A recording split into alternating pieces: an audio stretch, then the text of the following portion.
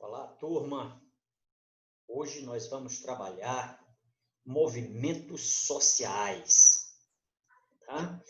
Esse tema é muito importante para a geografia, né? Não só pela relação, né, com o espaço, ou seja, para o espaço onde se dá esses movimentos, né, onde se desenrola esses movimentos sociais, mas as reivindicações e movimentações que promovem, né, esses movimentos no espaço de transformação social, né, certamente é interessante e importante que a gente estude. Portanto, é um tema também da geografia, tá?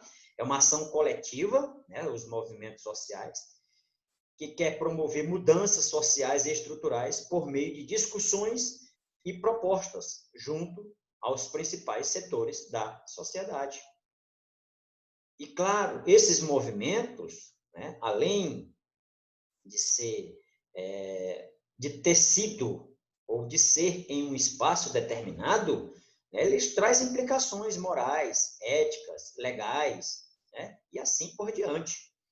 Tá? As pautas desses movimentos sociais, que nós vamos ver de um por um, né? As estratégias, os resultados desses movimentos são de interesse, sim, da geografia, portanto, temas importantes aí, né, para o ensino da geografia, ok?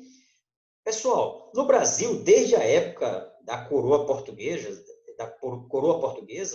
já existiam, já se intensificaram, né, alguns movimentos. Claro que essa intensificação foi principalmente a partir da década de 1960, né? Ou seja, a partir do golpe militar de 1964, com toda essa repressão, né, aos movimentos sociais, claro, e com a redemocratização lá na década de 80, né, houve mais liberdade de expressão. Esses movimentos poderiam se organizar de forma mais democrática, sem tanta pressão, sem tanta opressão, tá bom? E, claro, esses movimentos discutem pautas fundamentais ao combate, né? Por exemplo, combate à desigualdade social e econômica, racismo, discriminação de gênero e orientação sexual, do direito das minorias, lutas pela preservação ambiental. Tudo esses são movimentos sociais que existem, tá? E os movimentos sociais, eles só existem por quê? Porque alguma coisa não está funcionando corretamente, tá?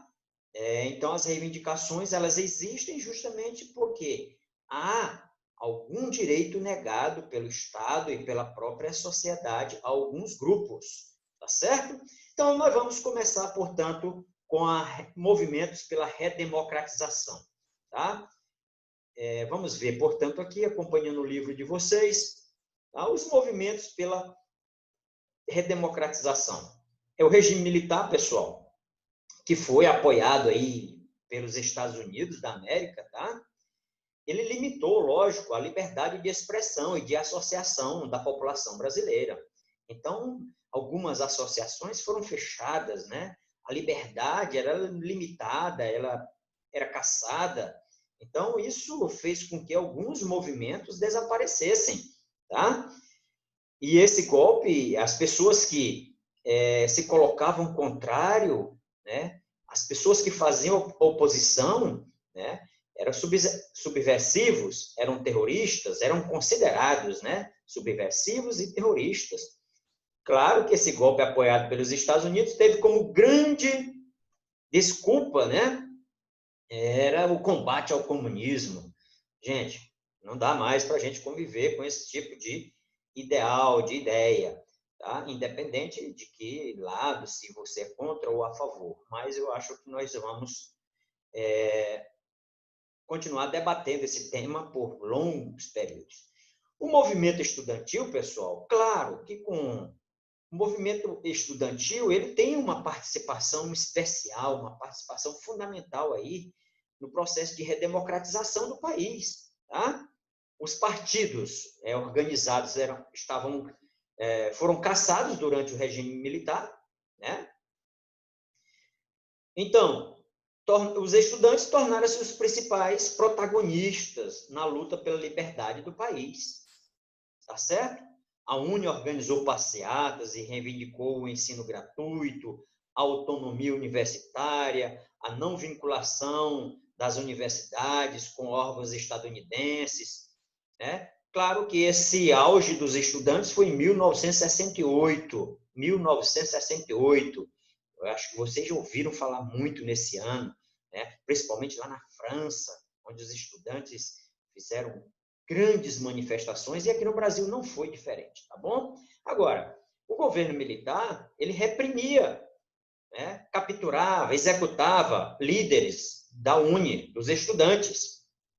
Tá certo, pessoal? E esse movimento foi enfraquecido devido a essa repressão intensa, tá? Claro que nesse período aí surgiram grandes líderes, líderes que hoje fazem parte do cenário nacional, político nacional, tá? Muito bem.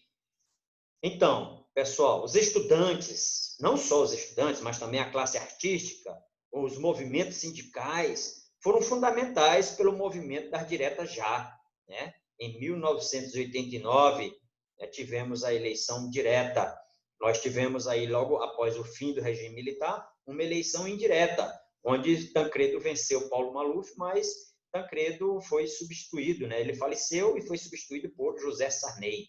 E só depois de Sarney foi que tivemos eleições diretas para presidente, né? E ganhou Fernando Collor de Mello. Daqui a pouquinho a gente vai falar nele também, tá bom? Pois muito bem, né? Esse pessoal todo, estudante, classe artística, movimentos sindicais, foram importantes também para a Assembleia Constituinte. O que é uma Assembleia Constituinte, pessoal? Você vota em um deputado, em um senador, né, já sabendo que ele vai fazer uma nova Constituição, que eles vão fazer, vão escrever uma nova Constituição. E esses movimentos estudantis, a classe artística, né, os sindicatos tiveram uma participação muito intensa na construção da Constituição Federal de 1988, ok? Pois bem, olha só, falando em Collor de Mello, que foi eleito lá em 89 e assumiu em 90, em 92 os estudantes foram novamente protagonistas, né? Os famosos caras pintadas. Collor convocou a população para ir de verde e amarelo para as ruas, né? E os estudantes foram quem tomaram as ruas, os famosos caras pintadas, né? E exigiram e conseguiram, né, pela pressão, o impeachment de Fernando Collor de Mello. Tá bom? Muito bem, pessoal. Vamos continuar aqui. Espero que vocês estejam acompanhando aí pelo livro, tá? Os movimentos no espaço rural, tá? Muito bem, pessoal. Nós vamos dividir aqui no movimentos no espaço rural e também movimentos no espaço urbano. Um dos movimentos mais marcantes, tá? É o MST, tá, pessoal? E aqui nós não vamos entrar nessa seara, quem é a favor, quem é contra. Não é esse o nosso objetivo. É tratar, né, do MST, formado lá, iniciado lá no Paraná, né, criado lá no Paraná, que tinha como lema luta pela terra, a reforma agrária e as mudanças sociais no país, tá? E o MST, mais alguns setores ditos progressistas da Igreja Católica, com apoio da CNBB, né? Confederação Nacional dos Bispos do Brasil, tá? O objetivo, eles se juntaram com o objetivo de quê? De combater as desigualdades no campo, né? Nós sabemos que o Brasil é um dos países com maior concentração fundiária, tá? Ou seja, nós temos uma péssima distribuição de terra, entre as piores do mundo. Então, o MST ele surge, pelo menos inicialmente, com esse propósito, tá bom? Então, surge lá no Paraná em 1984, tá? Mas ele também se espalhou, principalmente aí, né, em todo o território, mas principalmente no centro-oeste e no norte do Brasil, tá bom? Então, pessoal, em 1975, foi criada a Comissão Pastoral da Terra pela Igreja Católica, né? Surgiu aí para combater as condições precárias de vida de trabalhadores, de milhares de trabalhadores rurais, dos poceiros, dos indígenas na Amazônia especialmente, né? Que estavam tendo aí seus direitos destruídos, né? Devido à expansão da fronteira agrícola, né? Então a Igreja responde aí com a criação da Comissão Pastoral da Terra. Certo, pessoal? Então, a comissão pastoral ela foi fundamental para denunciar o trabalho escravo, a violência no campo e a exclusão dos pequenos trabalhadores rurais pela lógica do capital moderno, né? De produzir muito, de exportar. Então, a igreja ela também teve essa participação através da Comissão Pastoral da Terra. Tá, pessoal? O MST queria o quê, pessoal? Uma distribuição fundiária mais justa e eles utilizavam o quê? A ocupação de terras e manifestações. Muitas pessoas condenam, tá? Esse tipo, mas nós sabemos também que o MST ele se atrelou a alguns partidos. Quase que, na realidade, o MST se tornou também um partido político, não só um movimento social. Tá? E isso pode, inclusive, ter prejudicado aí os objetivos. Essa é uma avaliação que a gente vai esperar para fazer mais no futuro. Ok, turminha?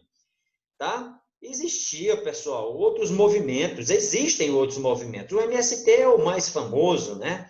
Especialmente depois daquele episódio lá em Eldorado dos Carajás, onde morreram, né, muitos trabalhadores massacrados ali pela polícia do Pará. Então, turma, existem outros movimentos, ou seja, o movimento das mulheres camponesas, que todos eles têm basicamente o mesmo objetivo, tá? Uma distribuição mais igualitária das terras, uma estrutura fundiária mais justa.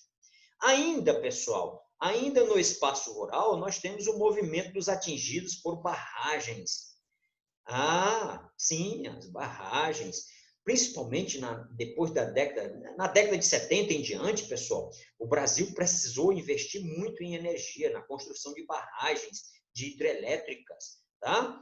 E aí o que surgiu? Esse movimento dos atingidos, o MAB, né? Movimento dos atingidos por barragens. Em 1991 surgiu esse, que reivindicava o quê, pessoal? A justa indenização. As pessoas, né, as barragens, elas têm geralmente, né, grandes lagos artificiais que atingem a moradia das pessoas, né, as propriedades das pessoas, e essas pessoas se uniram para reivindicar a justa indenização e a compensação pela remoção das famílias. Muitas famílias que moravam ali há décadas, há séculos, elas saíram, né? Então eles reivindicam essa justa indenização, né, para essas famílias que foram removidas, tá certo? Muito bem, pessoal. Então, esse movimento, ele também, hoje, ele ainda está muito ativo. E esse movimento, ele foi muito comentado também, não só nas barragens para construir hidrelétricas, mas também naquelas barragens que romperam lá em Minas, na Samarco, né? Das companhias ali que pertencem à Vale do Rio Doce, e muitas famílias ficaram desamparadas.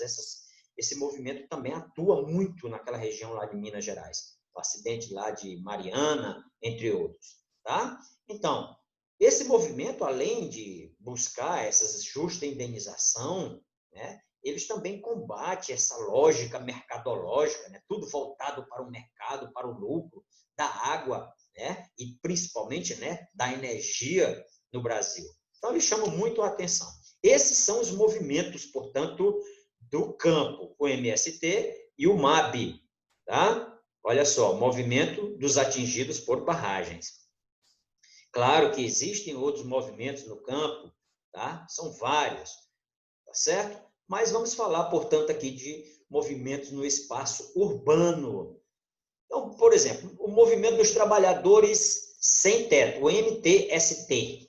Claro, pessoal, o nome já diz tudo, né? Essa urbanização dentro de uma lógica mercantil, né, de uma lógica capitalista, ela é excludente, né? Pessoas que têm dinheiro, lógico, vão morar muito bem, e aqueles que não têm são excluídos, né? E aí acontece todo o processo de favelização nas grandes cidades, nas médias já tem também tudo isso. Tá? Em 1997 surgiu, portanto, o movimento dos trabalhadores sem teto, exigindo o direito à moradia, e eles mobilizam os excluídos por essa urbanização, né? Que eu falei, que obedece a uma lógica mercantil, uma lógica capitalista. E eles reivindicam o quê? Moradia digna através de ocupações e manifestações.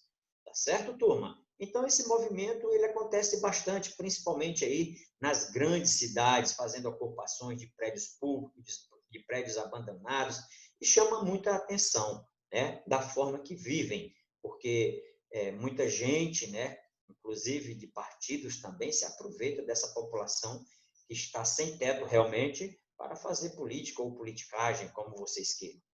Muito bem, turminha. Movimentos grevistas é outro movimento que acontece no espaço urbano, né, turma? Então, na segunda metade da década de 70, né, o movimento sindical voltou a ganhar força, sobretudo em São Paulo, né, turma? Ainda hoje, né, os sindicatos são mais organizados lá nessa região, principalmente do ABCD paulista. O que eles queriam? Melhores salários e condições dignas de trabalho. Então, foram muitas greves, esses movimentos grevistas chamaram muita atenção da imprensa nacional e até internacional, exigindo justamente melhores salários e condições dignas de trabalho. Em 1983, né, foi fundada a CUT, a Central Única dos Trabalhadores, que ainda hoje, pessoal, é a maior da América Latina, né? E ela é uma confederação, né, central que tem muitos sindicatos filiados.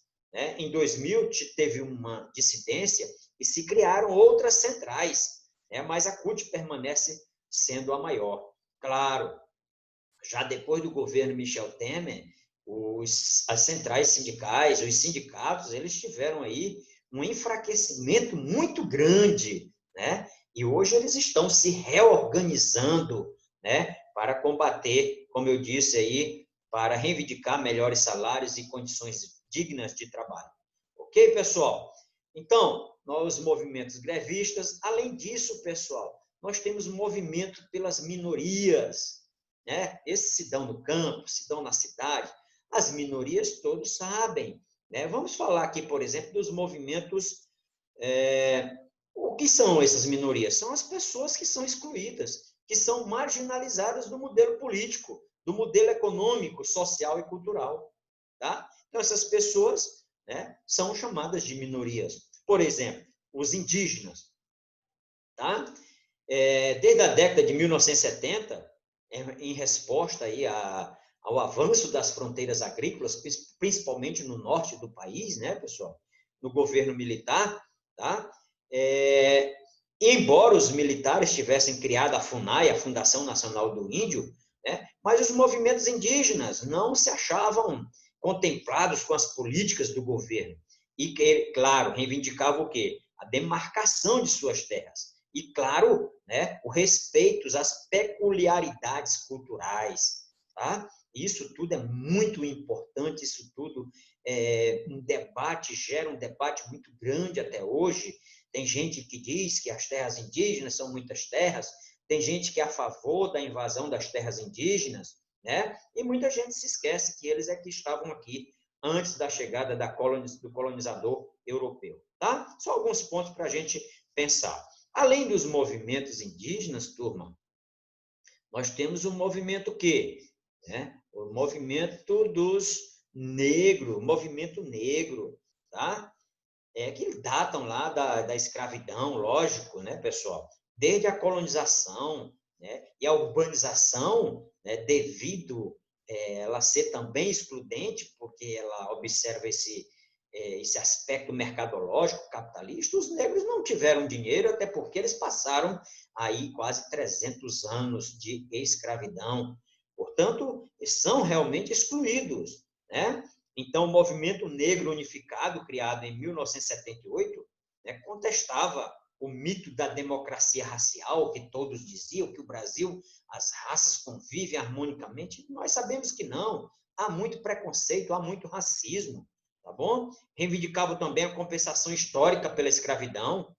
Claro, claro, né?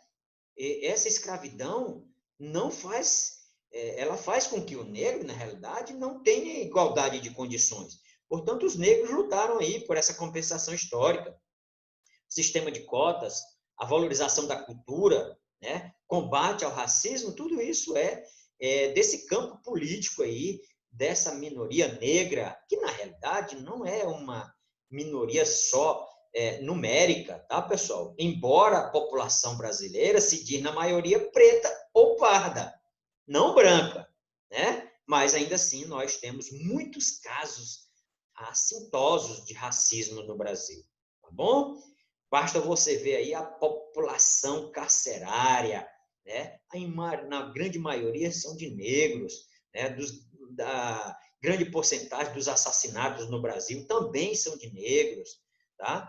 E surge também os quilombolas, pessoal. As comunidades quilombolas são inúmeras aqui no Brasil, né? Se organizando aí por direito à terra, né? Principalmente esse direito ao assentamento histórico que eles têm, né? E a convivência com a proximidade também com determinados locais onde viveram aí seus ancestrais. Além do movimento negro, do movimento indígena, tem um movimento feminista, tá, turma? E esse movimento feminista, eles combatem o quê? Essa visão patriarcal, né? Que o homem é o chefe, que o homem domina a família, né? Não, jamais, tá? E a mulher, ao longo do tempo, elas são vistas, né? Ou foram vistas, ainda são, né? Ainda são, vamos, como suscetíveis, como frágeis, como inferiores, né? Principalmente na questão trabalhista, né? Engana-se quem pensa assim, porque hoje, pessoal, metade dos lares brasileiros tem as mulheres como a maior provedor da renda, tá? Então, essas mudanças começam a surgir, tá bom? Outra coisa, surge a UBM, a União Brasileira de Mulheres, né? E elas buscam o quê? Esse movimento feminista é igualdade de gênero, né? Homens e mulheres iguais, né? Contra a violência. Nós sabemos que a violência é realmente um problema seríssimo e tivemos aí alguns ganhos, né? Pela organização desse movimento, pela pressão desse movimento feminista. Por exemplo, pessoal, nas eleições as mulheres têm cotas, né? Os partidos só podem lançar candidatos se tiverem determinada cotas de negros, de mulheres, perdão, de mulheres, desculpa. Tá? A Lei Maria da Penha, né, que vem sendo utilizada aí contra agressores, tá certo? Nós temos ainda outros movimentos, tá, pessoal? Outras minorias que eu vou falar aqui para vocês, tá certo? O movimento LGBT ficou muito conhecido, mas era só lésbicas, eram lésbicas, gays, bissexuais e travestis, mas hoje também inclui as transexuais e transgênero, tá? Transgêneros. Pessoal, por que esse movimento?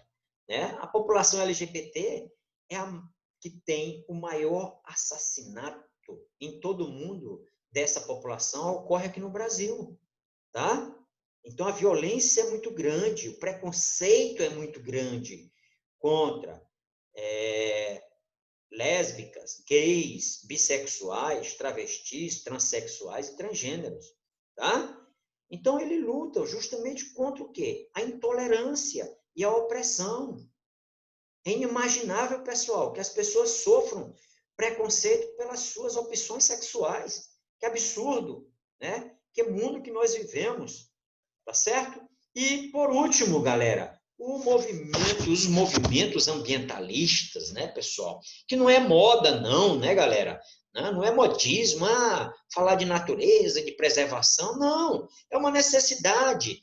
Nós sabemos aí dos problemas que o homem causou ao meio ambiente, principalmente depois da Revolução Industrial, né? Mudamos totalmente a nossa relação com o meio ambiente, né? Com os recursos naturais.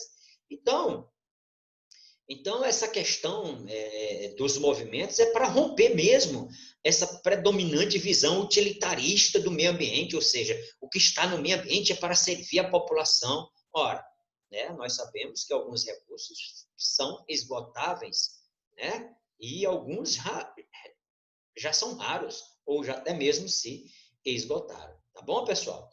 Então, um desses movimentos, né, foram dos seringueiros, né, lá na Amazônia, tá certo? Liderado aí por Chico Mendes, principalmente a partir de 1976, esses seringalistas ou seringueiros lutavam pela preservação da floresta, tá?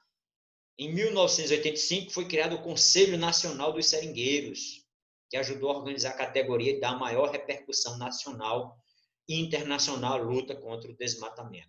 Nós sabemos que é um tema polêmico, mas que chama a atenção também de todo mundo. No mesmo ano, pessoal, Chico Mendes, né, ou seja, 1985, Chico Mendes, né, ajudou na criação da União dos Povos da Floresta, né, congregava seringueiros, indígenas, castanheiros, caboclos, ribeirinhos, pescadores, entre outros, né, com o projeto de criar reservas extrativistas, ou seja, né, ser uma reserva que preservasse, a pessoa tirava o sustento, mas não depredava, não degradava o meio ambiente. Tá? As primeiras reservas extrativistas, né, RESEX, foram criadas em 1990. Hoje o Brasil conta com mais de 60 reservas extrativistas. Tá? Muito bem, continuando.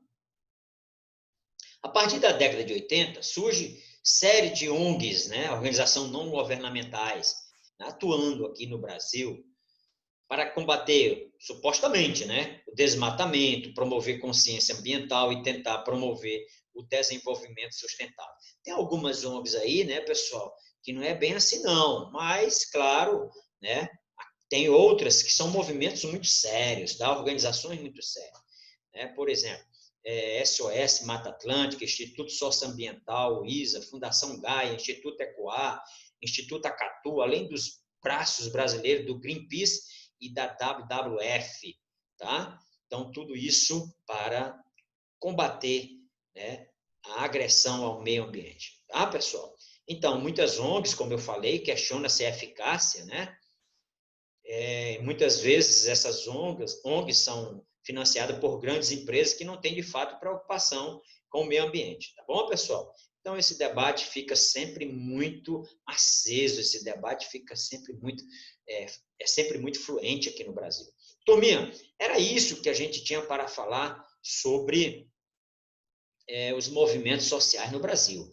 É um capítulo de leitura muito fácil, eu espero que vocês leiam realmente, tá, turma? Mas eu queria aqui com vocês, tá? Com vocês, fazer logo praticando, que o capítulo foi curto e a gente vai fazer aqui rapidinho, tá, pessoal? Em abril de 1996, 19 camponeses sem terra foram mortos pela polícia militar no episódio que ficou conhecido, mundialmente conhecido como Massacre de Eldorado do Carajás. Eu falei lá durante a aula, ocorrido no sudeste do Pará. Os participantes do Movimento dos Sem Terra faziam uma caminhada até a cidade de Belém, quando foram impedidos pela polícia de prosseguir. Mais de 150 policiais foram destacados para interromper a caminhada, o que levou a uma ação repressiva extremamente violenta. Tá? 10 pulseiros foram assassinados em maio de 2017 durante uma ação policial de reintegração de posse em um acampamento na fazenda Santa Lúcia, no Pará. Segundo informações da Comissão Pastoral da Terra, a reintegração foi realizada pelas polícias civil e militar do Estado. Então, vocês notem aí nessas duas manchetes, né, nessas duas assertivas, a violência que se utiliza contra esses movimentos que buscam reforma agrária, que lutam para conquistar um pedaço de terra. Como indicam os episódios retratados nas reportagens, os conflitos pela posse da terra no Brasil nas últimas décadas persistem. Esses conflitos são decorrentes do seguinte processo: desqualificação do trabalhador rural. Ninguém está falando disso. Encarecimento de insumos agrícolas. Também não. Reformulação de legislação específica. Não. Concentração da propriedade fundiária. Como eu disse, muito injusta.